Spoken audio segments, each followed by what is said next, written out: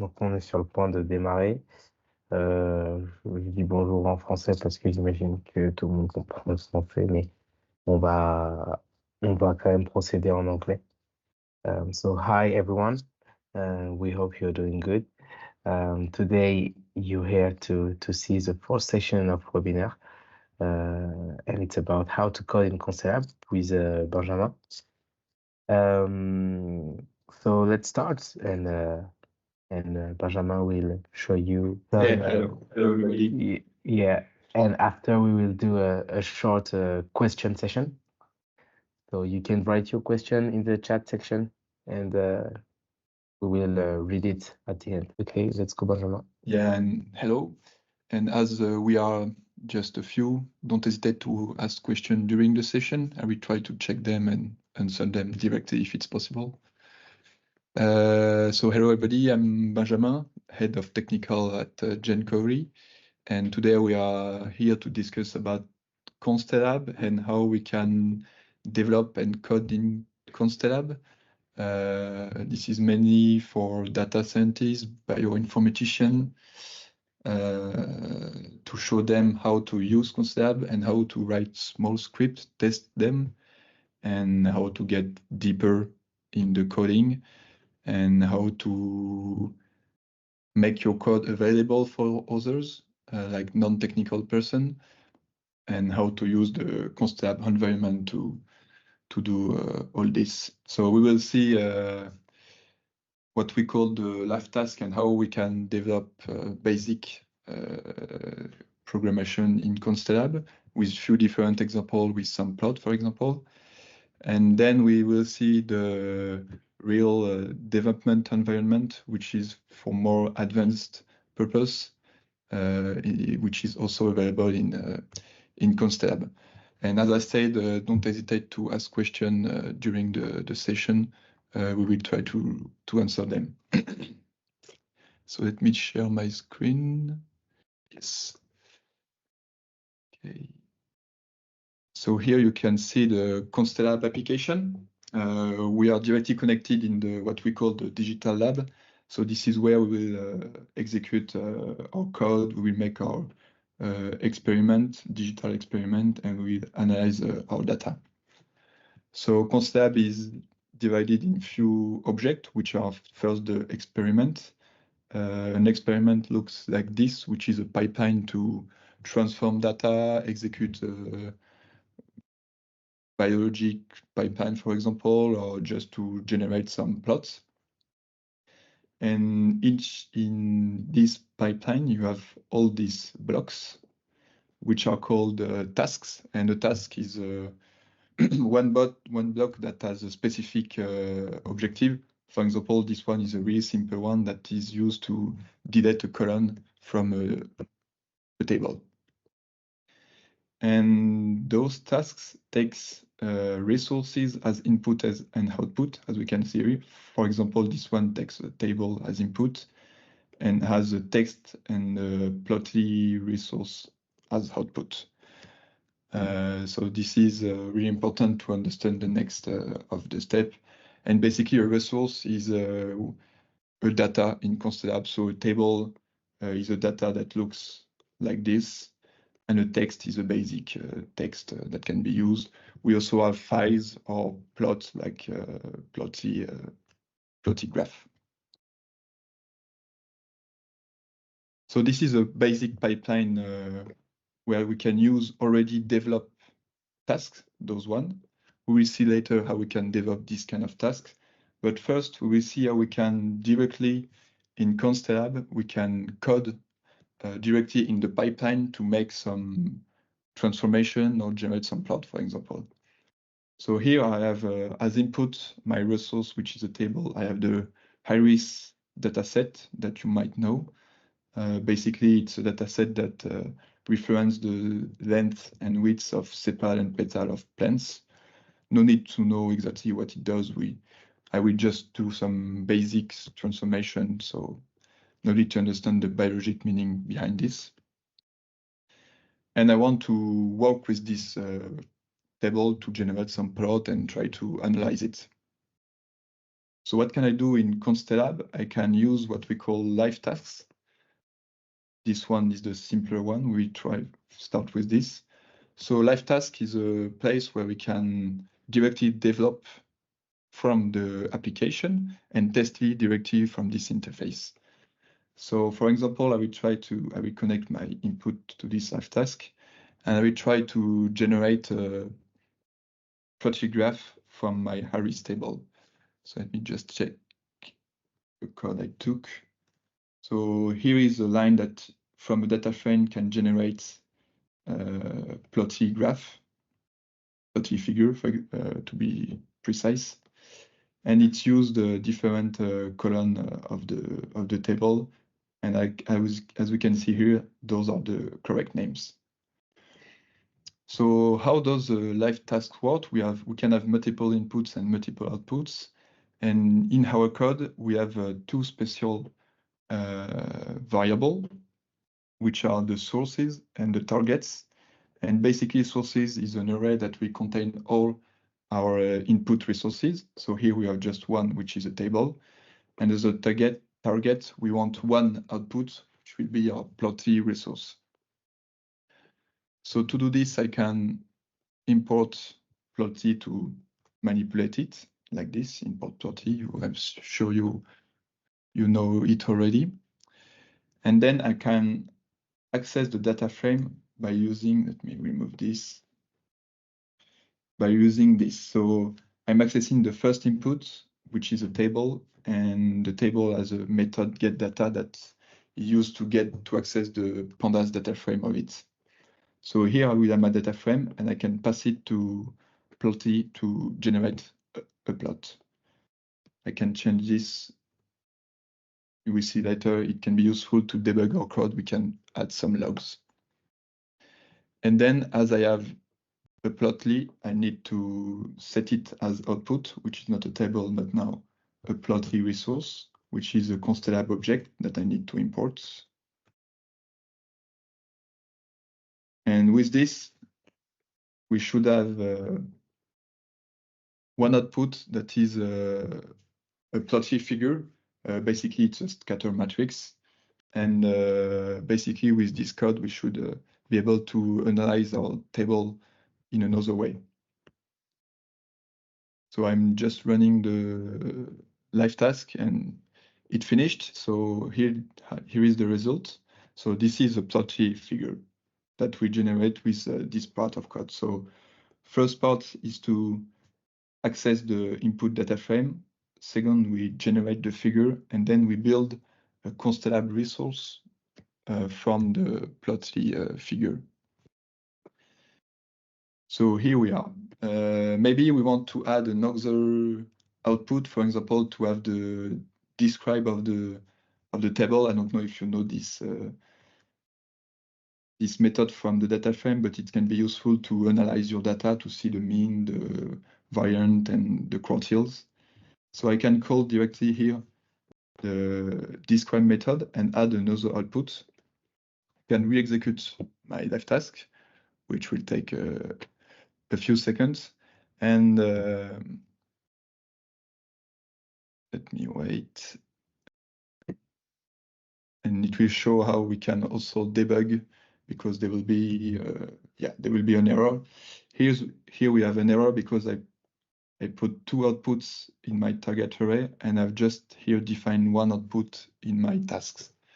When we have an error, we can click on it to open the details, which can be useful to debug what is really happening if you made a syntax error or you miss an import, for example.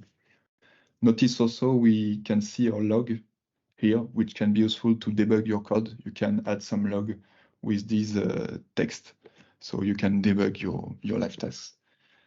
So here it's saying that I have too many output resources. It expected one, and I got two. So I just need to add a new one here, create an output, and then I can re-execute again. As I added an output, we can see here that a new dot appeared. So now it can be connected to another tasks to do something else.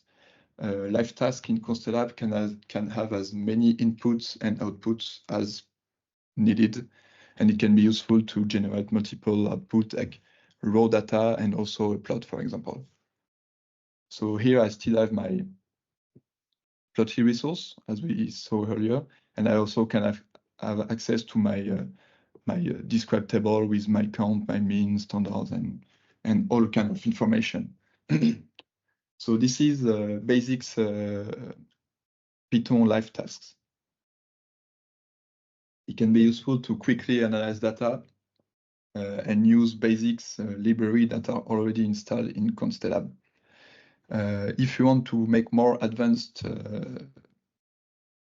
pipeline tasks, you can use another type of live task, which are the environment live tasks, which are basically a live task that is executed in a virtual environment. It currently supports Mamba, Conda, and pip. So you can install custom packages, dependencies, and to execute your tasks. Like if you need a specific biologic pipeline or library, you can use this environment to install them. Basically, you tell your environment here with the Conda file. Here I'm using a Mamba environment, which is kind of the same as a Conda environment. And then you can write directly your code to be executed in this environment. There are few differences with the previous one because it is executed in the virtual environment. It can only accept as input as output files and not other resources.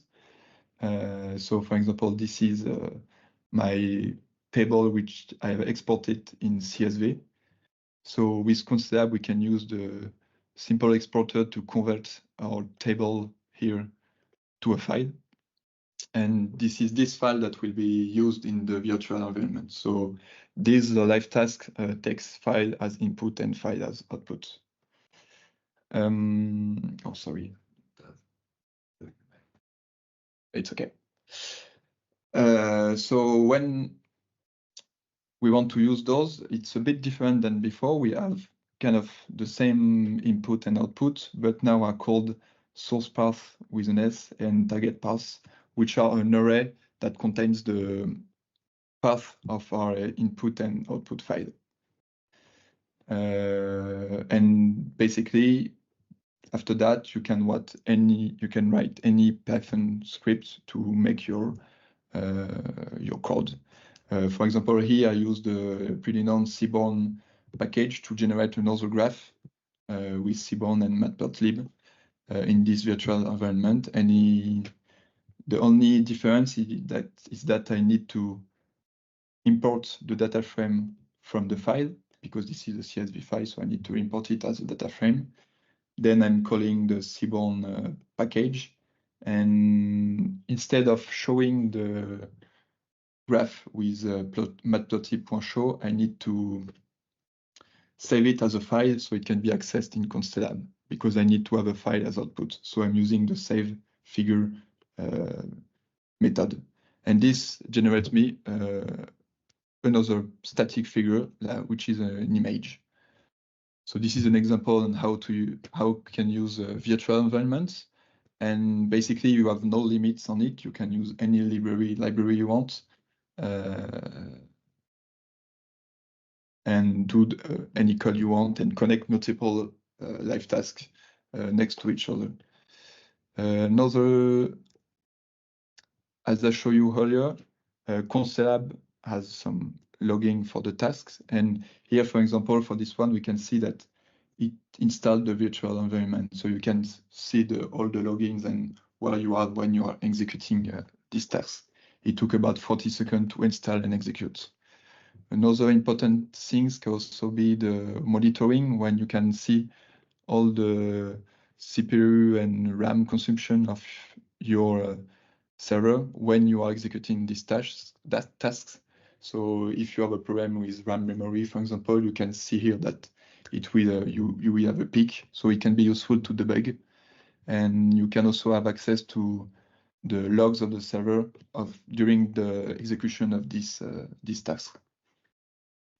For the monitoring, it's also only the monitoring during the execution of the task. So during the 39 seconds of execution. Here is another example of a live task where I put multiple outputs, so I can have as many as I want, and I did a kind of a distribution for each columns, again using Seaborn. The good thing here, if we can check the log, is that it says that the virtual environment was already installed and it skipped the installation because it detects that this environment is the same as the other tasks. So as this is the same, the system will not reinstall it and we use this one instead. So the system takes care of all the environment management. You don't have to undo them. The system do it for you. Okay, so this is another way of coding in Constellab. And if you are more used to code in R, you can also use the R virtual environment live tasks, which are made to code again in Constellab, but with R code. So these are a special live task environment where you can define your R packages and then code in R. For example, here I'm using ggplot2, which is a known R package to generate plots. And if you're used to use this package, or if you need a package that is only available in R, you can use this live task to code in R. And it's pretty similar to the one before. We have file as input and outputs, and we can access the file with this, and we have to generate an array of files as outputs. And here it generates a simple scatter plot using ggplot2. So we have the Python basic live task, and we have the virtual environment live task, and we have a third type of live task, which is called Streamlit live task. So I don't know if you know Streamlit, but it's useful to develop a dashboard, interactive dashboard for data analysis. And so we have a live task that is specific for this need, and you can write Streamlit light code. So this is exactly a code you could find on a Streamlit application. The only difference is that you have access to the input file as before. You can have multiple, and here you define a dashboard. For example, this generates a dashboard where we can navigate on our high-risk data set. And so with this line, we generate a table where you can see all the data. And with those 3 lines, we generate inputs. And then we have a scatter plot based on those inputs. And so what is interesting is you can generate dynamic dashboard with your data pretty quickly. So here, for example, I can change the value here to generate another graph to navigate on it directly on Streamlit. I could also update it, for example, to add one of my other output to have a real dashboard with multiple graphs. So for example, I will add an output here and connect, for example, this one directly here. And then with Streamlit, I can simply add an image with the Streamlit image command. And so I pass my second output, which is the path of my input image. And as I run it, I should have the image that appears. So basically, I have this file, which is an image as input, and I want to include it in my Streamlit application. So I'm running again my live tasks, and it should update the Streamlit application, and we should have the image directly. So with this kind of live task, you can generate real dashboard to navigate through data intuitively, pretty easily with a standard Streamlit code. So basically, you can find the code in Streamlit and just copy paste it here, and it will just have to change the input, and it will work. So this is the third type of live task and way of coding in Constellab. I hope it's okay for now. I'm not too quick, but I want to show you another example on how we can use the live task once again for another use. So, for example, here I want to generate a report dynamically with my data. So I have this task which is used to create what we call an inot, which is kind of advanced text. And in this one, I have some variables in blue here. And then I can, with the live task, manipulate this inot and add some views, add some graphic, or add some text and some value directly in this text to generate a report, including my data. So I have, as you saw, I have 4 inputs, which they are expected to be plots. So I will plug some plot I did earlier. So for example, this plot series source here, I can plug it here, and any plot I can plug it here then. And so in this code, I manipulate inot resource from Constellab, and I will replace, I will execute it. I will here replace the variable name nb colon here with my second input, and I will call the number of column of it. So my second input is this table. And then I'm adding 2 views from my third and my fourth inputs, which are those 2. And then I just add a static paragraph with, for example, all the list of my column names at the end of my inot. And so this generates a report here where we can find the number of columns here is 5, as we expect from the HERES dataset.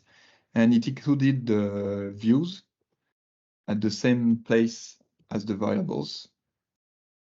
And it's still an interactive plot. So this is kind of interesting. You can include Plotly interactive resources in your reports.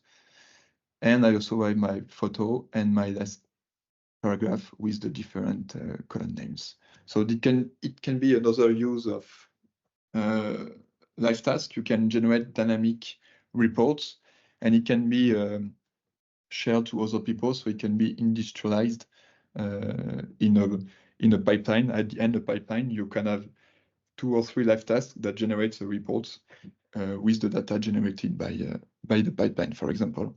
So the goal is to have a full executable pipeline from the raw data to the report and at the end. A cool feature that we just added recently. So this is the sharing of those live tasks, because once you've done your live tasks, it's nice to store them in your own space, or you can also share them with your company or share them with the public as open source. So people will be able to use your live task pretty easily and execute the live task you did. For example, this live task that generates me kind of generic dashboard where I can filter the data, and also I found this is interesting and I want to share it with other people because it can be useful to navigate through your data. I can click here and share my live task with community. Then I create a new live task called, let's say, a webinar of today. And I choose, for example, to not make it public, but only available for my space, so for my environment here directly. So once I share it, I'm redirected to our community platform, which is called Constellab Community. And in this place, you will be able to manage your live tasks, upload new version, like if you did a fix or you improve the outputs or the inputs, you can deploy a new version of your live tasks. And you also can describe what it does. So it is important to document what it does, what are the inputs, how to use them, so people can reuse them in their pipeline. And you find the code that was previously available in the lab. And then once I have deployed it, so it's not published, I need to publish it to make it available by other people, or if I need to. And once it's published, we can see it's published. The version 1 is okay. We can come back in the lab and use those live tasks directly from this button and search for our custom live task. For example, this one. This is the one I created, and we can add it in our experiment. And so, oh sorry, this is this one. And so someone will be able to use your live task code without having the need to enter in the code. So it can be useful to when you want to make your code available in production for other users, like if you're working with biologists that are not used to develop. With this way of working, you can pretty easy deploy a live task that will be used by someone else without him having to understand what's happened in the code, but just by plugging his input and output. And then if you have like feedback from this person, you can create a new version that fix a bug or include new features in your live tasks. So this is a way of collaborating with other people, technical or not technical people. So this is how we can develop directly in the platform with live tasks directly in Constellab. This is a quick way to test your code, and deploy new pipeline and have it ready for production. But if you want to go deeper and you want to create your own tasks, that's like this one, for example, with inputs, output, configuration, you can enter in what we call the codelab, which is the development environment integrated with your digital lab. And here you can, which is a fully IDE, like VS Code. I don't know if you're aware, if you know this software, but you have a fully development environment integrated and pre-configured. You can configure it the way you want. You can add extension. You can do whatever you want. This is your environment. And from here, you can develop tasks and brick. A brick in Constellab is basically a library of tasks and resources. So in here, you can develop your own brick. For example, here we have the GWS Academy brick, where we developed some tasks. And for example, here is a really simple task what we developed for educational purpose. And this task takes a table as input. So here we define all the inputs we want. We have one here, which is a table. And the table as output, we also have one, which is a table. And it has a configuration of type integer. We have multiple types, like string, tags, even ChatGPT if you want to develop a kind of a smart task that interacts with AI. And you have the run method that takes those configuration and those inputs to run your code. So for example, we just retrieve our table from the inputs. Notice that the name here corresponds to the name here. So we retrieve this input specifically. Then we retrieve the configuration here. We extract from the input, we extract the data frame, and we apply a factor, really basic, and then we generate outputs. Once we develop these tasks, we can test it directly in Constellab development environments. So what we saw earlier here, it's what we call the product. But when you're developing tasks, you can enter in a specific development environment where you can debug and test the brick you are currently developing and the task you're developing. So it takes a few seconds on this app to start. We can see it's ready. And when it's ready, you can here switch to the development environment. So here, you are in a totally different environment. You don't have the same experiment, the same resources. They are totally separated. You can do everything you want here. You will never break the production environment. And for example, here I can test my my tasks, which is called table factor new. So I can search it here, for example, with factor. I found it here, and then I can just try to use it, basically. And let's put a big factor, so we are sure it's working. And as the input, I have like a PCI result with only numbers, which would be pretty fast to see if it's working. So I can execute this experiment, but one interesting thing is that as I am using the development environment, I can put here directly breakpoints, so I can debug my code and change values and see where it goes. So this is currently running. So yeah, here we are stopped here. So the code execution stopped there, and I can debug my code, basically. So I can see, for example, my input table in the debug section. Or let's see directly the data frame. It will be clearer. For example, here we have 2 columns with number. I can check my factor here, which is 100. And I can see my output data frame to be sure it's okay.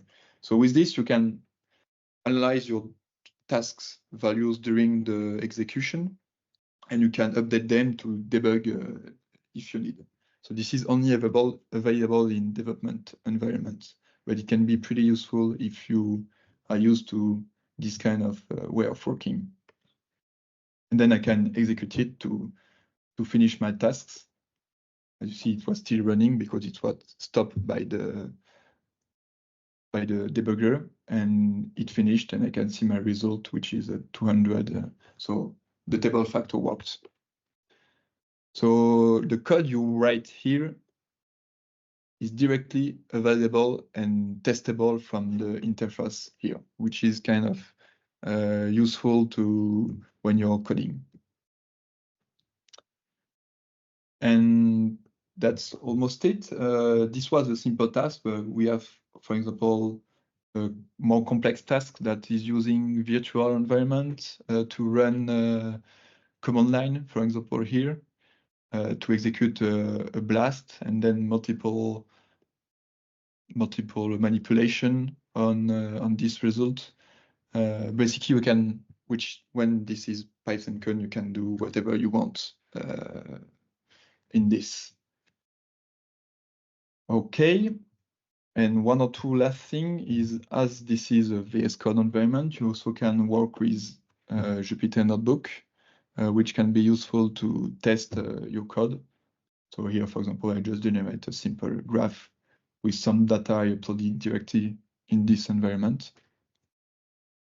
Basically, it's a VS Code environment, so you can use it as you want. You can install a package, modify stuff, and go on. This is really your environment, and you do whatever you want in it. It's a secure environment, and which is good. It's also pre-configured, so ready to be used and developed in Constellab. And once you've done your brick development, you added a few tasks, you can deploy a new version. And this can be done directly in Constellab Community. So for example, this is the JetBoyos core. This is the core brick of Constellab. And in here, we can see all the versions that are deployed and available. And I can add a new one to deploy quite easily a new version that includes a new task or fix, for example. And once I have deployed it here, other user will be able to update this brick or add this brick in their lab, and will have access directly to the task you develop. So this is also a good way to make your code available by someone which is not a developer. And the good things in Constellab is, as you develop your brick and your code in Constellab, you're almost sure that it will work when you deploy it because it will be the same environment, the same version. So when it works on your lab, you know it will work on someone else's lab, unless the data has a problem, but you have the same environment in development and production environment. So this is nice. And when you deploy a brick, you can also create some documentation about it. For example, here we explain how to use the development environment. We explain a lot of things on how to develop your own tasks. If you're curious on how to go deeper in what I explained today, I can send you this link to see how we can develop a task, how the live task works, how we can develop the live task. So we created a documentation linked to this brick directly here. And also you have a documentation that is generated based on your object, so task and resources. And for example, you can see for the inert resources we used earlier, you can find the methods that are accessible to manipulate them. Basically, we can see the replace variable and the add view method, which are the method we used earlier in our pipeline here. I don't know if you remember, in the generate plot, we use the replace variable and add view. So it also generates documentation for you, for your object, so someone else, another developer or someone external can use it. And you can have access in Constellab Community to all the bricks that are available in Constellab. So we have brick for omics analysis, for digital twin, for statistical analytics, for example. And also you have use cases and documentation linked to it. So that's it. I hope I was not too fast on my explanation. We saw how we could develop directly in the interface with live tasks, which are really a fast way to develop and deploy your result. But if you want to go deeper and really create your own brick with your own configuration, inputs, outputs, you can go deeper and develop your brick in the codelab environment. That's it for me. Don't hesitate if you have any question. I will be glad to answer them. Question on how to use the live task or what are the limits of those. But as I said earlier, as this is Python code and also it supports a virtual environment, there is also almost no limits to it. So basically, everything you're doing, currently doing, you should be able to do it pretty easy in Constellab.